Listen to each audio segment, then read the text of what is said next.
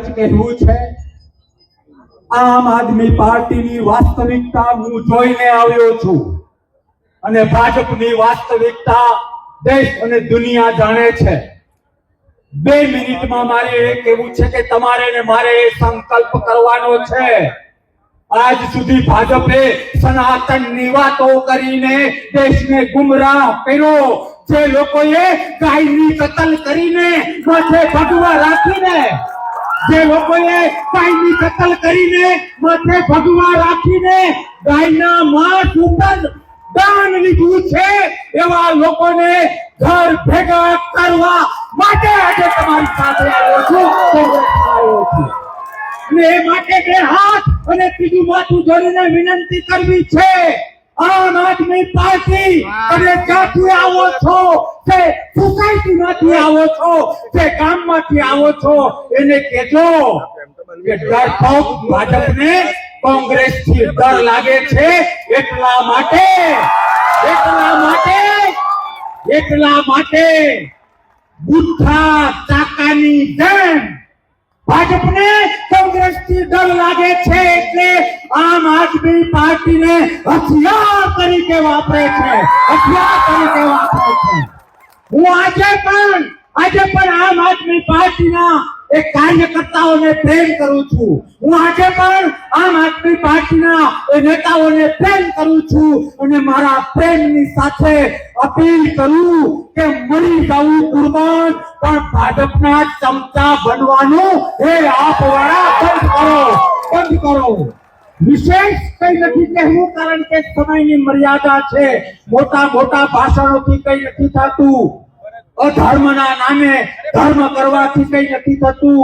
તમને 2 હાથ અને ત્રીજું માથું જોડીને વિનંતી કરું છું કે જાગવું પડશે, અવાજ ઉઠાવવો પડશે, એ લોકોને સમજાવવું પડશે કે સસલાને 1 લાખ વખત સિંહ કહો તો એ સિંહ ના થાય। એટલે લોકશાહીના રક્ષણ માટે, ગરીબોના રક્ષણ માટે જે લોકો ખેડૂતના આંસુ ઉપર રાજકારણ કરે છે ને એના માટે ઘરેથી નીકળી જવું પડે। એ જ તમારો ને મારો સાચો ધર્મ છે, હા કે ના? ભવિષ્યમાં મળતા રહીશું એ લોકોની વાસ્તવિકતા।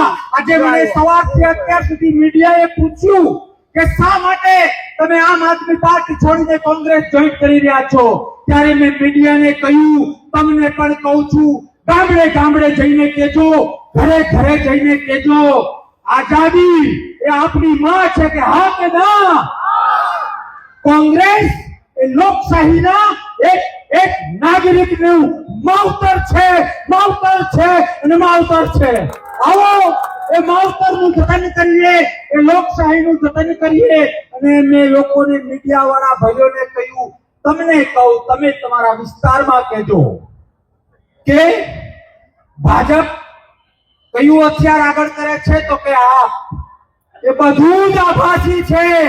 આભાસીના મહેલ, આભાસીનો વિકાસ, આભાસીનું સનાતન અને એક બાજુ કોંગ્રેસ વાસ્તવિકતા લઈને ચાલે છે। આવો બધું જ સાઈડમાં કરીને વાસ્તવિકતા તરફ પ્રયાણ કરીએ, માવતર પાર્ટી તરફ પ્રયાણ કરીએ। અને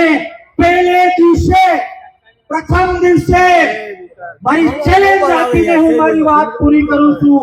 ભવિષ્યમાં જ્યારે તમે આપણી આઈડિયોલોજીને લઈને લોકશાહીના રક્ષણ માટે બોલાવશો, પડકાર કરશો, ત્યારે અડધી રાત્રે આવી જઈશું। પણ એ લોકોને ચેલેન્જ આપવાની બહુ ટેવ છે। એ લોકોને એવું છે કે અમને જ બોલતા આવડે। હવે માવતર પાર્ટીમાં બાપ આવ્યો છે। તમારામાં તાકાત હોય તો તમે કહો એ સમય, તમારામાં તાકાત હોય તો તમે કહો એ ટીવી, એ સ્થળ।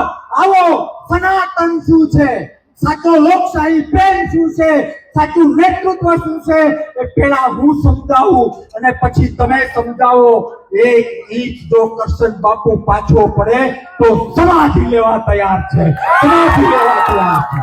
જો કોંગ્રેસ માટે ઘરેથી નીકળીને રાષ્ટ્રને બચાવવા માટે, લોકશાહીને બચાવવા માટે તૈયાર છો, હા કે ના?